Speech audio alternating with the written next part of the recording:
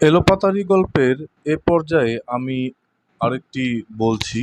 সেটি হচ্ছে এমন: বনের মাঝে এক বিশাল ওক গাছের ডালপালায় বসবাস করত নানা রকমের পাখি। সেখানে ছিল ছোট্ট একটি মার্টিন পাখি, যে অন্য পাখিদের তুলনায় বেশি সতর্ক ও দূরদর্শী ছিল। একদিন সকালে মার্টিন লক্ষ্য করল যে বনের বড় বড় ওক গাছের ডালে এক ধরনের পরগাছা মিশল্টো গজাতে শুরু করেছে।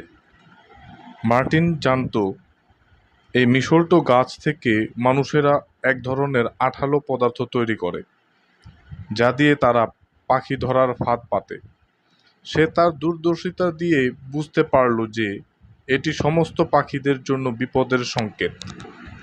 মার্টিন তখন বনের সমস্ত পাখিদের ডেকে এক জরুরি সভার আয়োজন করল। সভায় সে উদ্বিগ্ন কণ্ঠে বলল, বন্ধুরা, আমি একটা গুরুত্বপূর্ণ বিষয় নিয়ে আলোচনা করতে চাই। আমাদের বনের ওক গাছগুলোতে মিশল্টো গাছ গজাতে শুরু করেছে। এই গাছ থেকে মানুষেরা আঠা তৈরি করে আমাদের ধরার জন্য। আমরা যদি এখনোই সতর্ক না হই, তাহলে আমাদের সবার বিপদ অনিবার্য।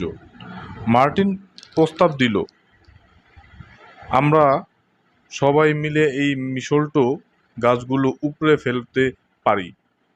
আর যদি তা সম্ভব না হয়, তাহলে আমাদের মানুষদের কাছে গিয়ে অনুরোধ করতে হবে যেন তারা মিশল্টোর আঠা দিয়ে পাখি না ধরে। কিন্তু অন্যান্য পাখিরা মার্টিনের কথা শুনে হাসতে লাগলো। তারা বলল, তুমি অযথা চিন্তা করছো। মানুষেরা এত দূরে থাকে, তারা কেন আমাদের বনে আসবে? আর মিশল্টো তো শুধু একটা গাছ, এতে আমাদের কি ক্ষতি? একটি বড় পাখি ধমক দিয়ে বলল, চুপ করো মার্টিন, তোমার এই বাজে চিন্তা নিয়ে আমাদের বিরক্ত করো না। আমরা বহু বছর ধরে এই বনে শান্তিতে বাস করছি। মার্টিনের কথা কেউ শুনল না। সে বুঝতে পারল যে অন্য পাখিরা তার সতর্কবাণী গ্রহণ করতে প্রস্তুত নয়। নিরুপায় হয়ে মার্টিন সিদ্ধান্ত নিল বন ছেড়ে মানুষের বসতির কাছে যাওয়ার। বনের পাশেই ছিল একটি ছোট্ট গ্রাম।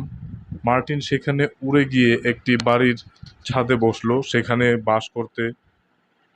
বাস করত এক বৃদ্ধ কৃষক তার স্ত্রী। সেখানে বাস করত এক বৃদ্ধ কৃষক ও তার স্ত্রী। তারা মার্টিনকে দেখে খুশি হলেন এবং তারা বাড়ির ছাদে একটি ছোট্ট বাসা তৈরি করে দিলেন।